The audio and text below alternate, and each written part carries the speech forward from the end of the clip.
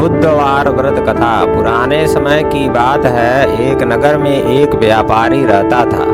वह बहुत धनवान था, लेकिन भगवान की पूजा पाठ में उसकी कोई श्रद्धा नहीं थी। उसकी पत्नी बहुत धार्मिक थी और हर बुधवार को गणपति बप्पा का व्रत रखती थी। एक दिन व्यापारी किसी काम से दूसरे नगर गया। रास्ते में उसे एक साधु मिले। साधु ने पूछा, कहाँ जा रहे हो?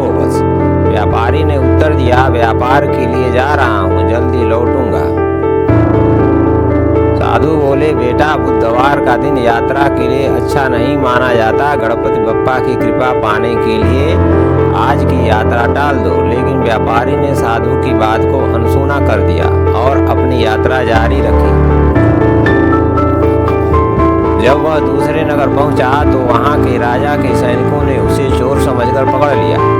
उसके पास जो भी धन था उसे जब्त कर लिया गया और उसे जेल में डाल दिया गया। व्यापारी बहुत दुखी हुआ और सोचने लगा, मैंने साधु की बात नहीं मानी, इसलिए यह अनहोनी हो गई।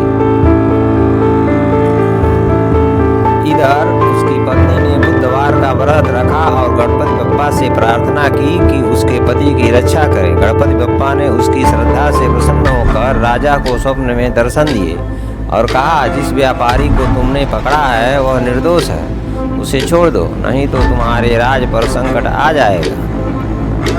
अगले दिन राजा ने व्यापारी को छोड़ दिया और उसे सम्मानपूर्वक धन भी लौटा दिया। व्यापारी ने घर लौटते ही अपनी पत्नी से पूरी बात सुनाई और समझ गया कि बुधवार का व्रत करने से कितनी बड़ी विपत्ति टल गई।